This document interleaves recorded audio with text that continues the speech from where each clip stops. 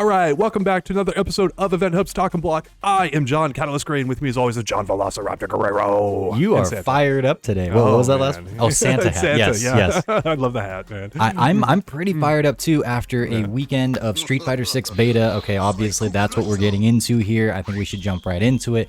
Oh, this game, the rabbit hole just keeps going deeper, and it's fun to explore. I'm having so much fun, and the moment I come across something, I'm like, oh, here's the overpowered thing, or here's the thing that we're gonna get stuck up on.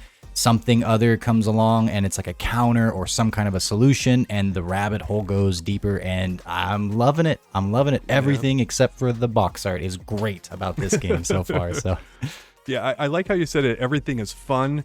John, everything's fun until you lose. And as soon as you lose, the game is bullcrap. It's not worth it. And speaking of bullcrap, I want to get into it because I definitely lost to this a few times. It sounds like you're kind of a loser, but all right, let's go. Oh, jeez, man. But anyway, Drive Rush. Drive Rush is really good. And to explain to people, basically there's multiple ways of activating Drive Rush in this game. You can either stick out a normal and then cancel it by tapping forward twice. And then you will do the mediums and then forward twice, and then you cancel into the Drive Rush. Your +4 on hit or block, and this actually enables people like Ryu to take his overhead and combo after it. And it's really good. Now, if you do that cancel that way, it takes 3 bars, but also you can do, you can hold parry in neutral, and then you can tap forward. And then from that point, you can basically cancel out of the Drive Rush and go into a normal. That's also +4 on hit and on block. And whenever you see the paint spray out of the opponent, whenever that happens, that's an extra +4 on hit or on block. Yeah. And in my opinion, that costing a single bar from neutral is way too good, because not only can you do it just in neutral, you can also do it as Okazemi. You can knock your opponent down. They're about 3/4 of the way across the screen. Drive Rush right in, takes a bar. You're right up in their face. You're very plus. You're very advantage. And in my opinion, this is coming very close to what Street Fighter V, what people did not like about that game. Street Fighter 6 is becoming Street Fighter 5. Is that what I'm hearing from you? This is a very hardcore pressure offensive aspect to the game that takes too little resources and too little skill to do. So you're saying it's OP? It's not OP. It's too good for what it is, and right now I would take it from taking a single bar to 2 bars, because the fact that EX meter takes 2 bars to do and this takes a single bar is ridiculous to me, especially for the +4 on hit or block scenario that you create. So I definitely have felt the wrath of Drive Rush, especially from neutral, and I have doled out a good bit of pain myself from using this, and there are a ton of obvious advantages. You're right. Like, you suddenly spring on your opponent, and now you have a better frame data, whether they blocked it or not, and it can lead to some really gnarly situations. I hear you. I am not necessarily convinced that this is that it needs to even be toned down yet. It might, because it definitely is a powerful thing. It's prominent, and as people have been figuring out this game, we're seeing it more and more. It makes enough sense. But as I was saying earlier, a lot of this game has been, oh man, something is overwhelming me. Something emerges as it's really powerful, and this is going to become like the go-to strategy that then, it eclipses everything else, and we don't need to worry about doing everything else because we'll just do this over and over again, and the game will become like, unidimensional. I don't think that's what this is, because as strong as it is, I feel like there are answers to it, and people just haven't begun to explore them yet because it's early on. And yes, the heavily offensive things are going to they're going to work more efficiently early on until people figure out the defensive, the answers to them. But a lot of the stuff that you can do, whether it's in the neutral and you're waiting for someone to spring on you, or they've already sprung in, I think that there's a lot to explore there before we can say, it just sucks to be in the situation. Because yes, it sucks to be in that situation, at least in other games. Yeah, being negative, having a quick pounce on you, things along those lines. But Street Fighter 6 gives you a lot of options, a lot of defensive options, and I'm not so sure that some of those defensive options don't nerf that Drive Rush to an extent to where it's like, yeah, maybe a single bar on it is okay. Yeah, and where I go mainly with this argument is that you look at something like the value of an EX move in this game, and that's 2 bars, right? And then you compare that to what people are getting from Drive Rush, and that being a single bar, and I go, that doesn't add up to me. That doesn't make sense based on how much you're risking versus how much your reward is. And that's such a huge part of fighting games is, you can have a character that has a combo that does 100% damage that takes 3 light punches. You just mash it and you got it. What's the skill in that? What are we here for at that point in time? It's a really poor balance to have a move like that. And where I'm looking at this is you have to spend 2 bars to do like an EX fireball versus you can spend a bar to get a drive rush in there that makes you +4 on hit or block, get you right up in there, and you could do a combo that does 30, 40, 50% of someone's health, a tremendous amount of it. And where does the risk come in? And so I don't disagree with you that there are probably a number of counters out there we don't know yet. We are still so early on in the game, but from a fundamental standpoint of what meter is and how important resource management is in this game, I think it's a fundamental flaw that only takes a single bar for drive rush right now in those circumstances. Well, what I've been noticing as the meta has been kind of evolving and people that have definitely not been playing the cracked version of this game got to play in the beta version, over the weekend and showed how much progress they've been making with only 2 betas. It's pretty amazing. But what we've been seeing from people that seem to have a lot of experience in this game is a lot more of that, yes, like the drive rush and such. But as you're dealing with that, things like, well, okay, I'm slowing my neutral way down and positioning myself and just sticking out jabs to try to catch any sudden pounces forward with drive rush, for instance. At the same time, I'm prepared now for drive impact, which is still quite common, although it's definitely waned in just how powerful it's been as people have had more time with it. Case in point, or there's an example there of something that we saw as like, whoa, is this going to be a problem? And it's not nearly as much of a problem as we thought. But I'm seeing like a very slowed neutral, at least to begin with, is a very enticing and exciting back and forth. Well, it might not be super exciting to watch, and that could be problematic for this game.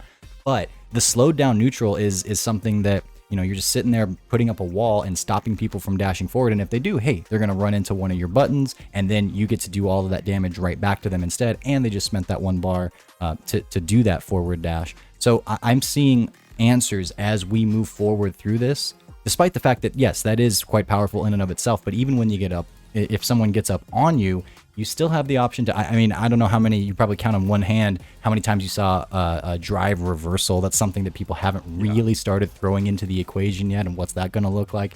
But then parry, and especially if in any game, we've seen it in Third Strike before, continued normal pressure, I guess it doesn't have to be normal, but continued pressure, if it becomes predictable at all, that parry becomes a very real tool. It's not going to work every single time. I wouldn't even say it's something that you can't like reliably react because people could mix their timings up and everything, but parry is an answer, and it does cause hesitancy, and I would factor that into the equation too, and we're wondering whether or not this is overpowered or needs to be toned down to be balanced. Yeah, and you said a keyword in there that this is reminding you of Third Strike, and it's something we talked about earlier, that this game feels very Third Strikeian, which is good and bad, because that is a beloved game in the fighting game community among hardcore players, but that is the worst Street Fighter game from a commercial standpoint they've ever released. It is abysmal, and so it's an interesting balance in here. And of all things, the thing we talked about that really breaks the Third Strike mold here is drive rush. Drive rush actually makes the game more offensive tilted, much more like Street Fighter V, and you're not having the crazy neutral press and defensive hardcore play that Street Fighter 3 is. That is what kind of breaks the game out of it. But how do you feel about the Third Strike and Street Fighter 6 comparisons? I really do think that the game, when I've said this before, but I think at the highest levels, it's going to be a very slow footsie fest because the offensive potential and the ability to whiff punish in this game is so high that it's going to be too scary to stick anything out against a player like Momochi or Tokido or Fujimura or Daigo or whomever, who's going to take full advantage of that one whiff. And so now it's going to be like, you're not going to press a button unless you're damn sure that that button isn't going to get whiff punished. And that's hard to do in this game. It's hard to get within that striking distance because obviously you're risking yourself. It's a fighting game. But I think it's going to be a very cautious and slow pace because of the explosive offense that happens once something begins. But to get that start, it's like I think everyone's going to clam up. Yeah, it's I've got some footage here of like it's Hawaiian Shirt Man, I think versus Graham Wolf, and he does the classic Bushin Ryu elbow drop, kind of thing that alters your air trajectory, and Graham Wolf whiffs a flash kick right at the very start of the match, and then Hawaiian Shirt Man does like 65% of his life in about a 5-second span.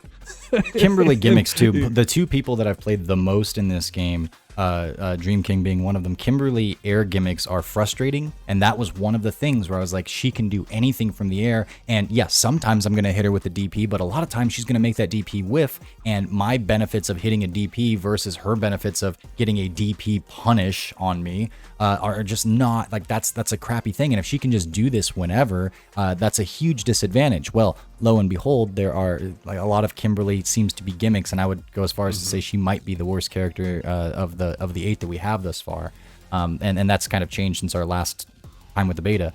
But those gimmicks are falling apart as people explore more, and when it comes to her and doing air stuff, it's like, well, this is a game with a parry. You don't have to worry so much about left-right kind of mix-ups and stuff, and maybe you just parry her weird jumps and such, and it's like it doesn't matter if she goes past you or cuts it short or whatever, because you just parry and it covers all of that kind of stuff. So right there, again, another answer to something that emerges as, oh, this is frustrating, this is going to be overpowered, this is just a dumb gimmicky thing that's breaking the game. Oh, no, there's an answer to that, So a lot of back and forth here, and we're going to try to figure this one out as time goes on, but we wanted to present this one. We could probably talk about this one subject for about 2 hours now, because maybe we already did. But moving on here, we have our top 3, and I'll start here. I've got Ken at number 1, hands down the most popular character I've been seeing online, just crazy amount of people playing him. Second, I've got Jamie, and then third, I've got Ryu. John, what does your top 3 look like? Oh, again, it's early, so I'm not married to this, but it has already shifted around. I have no problem putting Ken above Ryu, but I've seen more actual result with Ryu in my own experiences, so I'm going to go ahead and put Ryu still up at number 1 because I see ridiculous potential from him, tons of damage output, and it's Street Fighter 101 still, so like he's got that kind of like, you've been playing this character for a really long time, and there's a few new bells and whistles, whatnot. Ken is right up there for a lot of those same reasons, and I would dare say that Ken's footsies might be the best in the game because I think it's his standing medium kick. That thing reaches deceptively far, combos into stuff. Ken is an explosive monster, and he can hit you in that neutral and convert so easily. And a lot of characters can, but I haven't seen anyone do it quite like Ken. So I have Ryu and then Ken, and I'm a Jamie player. I've heard a lot of talk about Jamie, and I've seen a lot of he's good for sure. He's good. I've been entertaining putting other characters here, but I think going along with what the community is largely saying, I can put Jamie third, and that makes enough sense to me. So I would put Ryu, Ken, Jamie, very similar to yours. All right, and we'll have a full tier list breakdown here coming from the entire EventHubs team here in the near future. So look forward to that. And then the last thing I've got here, John, is I want to talk about the netcode. Now, did you play Nicholas in Sweden? I got to play Nick in Sweden, and it was. I think there were 1 or 2 moments where I was just reminded that we were playing online, and I think those were between rounds, and like maybe the game would take an extra second to load or to like kick over, and like the character might do their win pose after a round, and then we just hang out for an extra second, like what's going on here? But that's where you want lag, if there has to be lag, not in the middle of a round. So I was seeing our ping time at somewhere between like 160 and 180 was kind of like the average for us, which is still a decent bit higher than the players I was playing that are closer to my area. But we're talking Arizona to Sweden, and this felt like a completely acceptable. If we played online in a tournament, I would have no issue. Kind of a setting. Really good luck.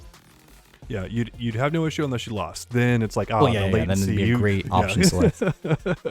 We're losing. And he that was option playing select Ken, with who's got netcode. stupid good. Yeah, no, and those drive rushes, that's broken. So, and then I played a player from the UK, and got a few sets with him, and it felt near perfect. Our ping time was actually pretty darn good. It was only 70 ping time, which is pretty darn good for overseas play. I'm here in California, and it was great. So the netcode, once again, is really, truly wonderful in this game.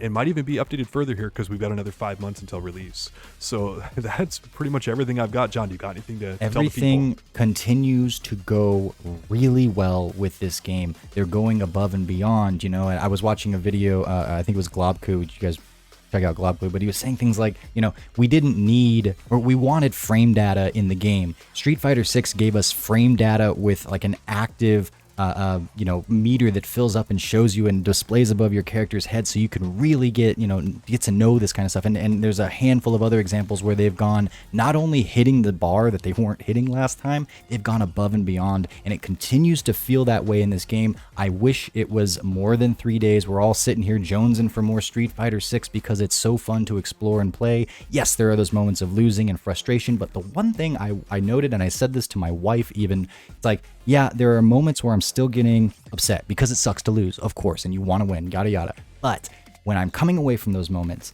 and this is the key thing, I am blaming myself, and I am going, I can change that, and it's obvious and evident enough to me. It's like, you didn't react with drive impact, and you could have. That's on you. It might have been silly for them to do that there, but you could have done something about it. You need to make that better about yourself and your gameplay. And when you have the ability to change the thing, as opposed to they had a ridiculous overpowered thing that there was no answer to, and then I lost. It's a night and day difference, and I want to come back and I want to continue to get better. Even when I lose, it's a motivating factor to continue to play the game. Everything about this game is looking great except for the box art.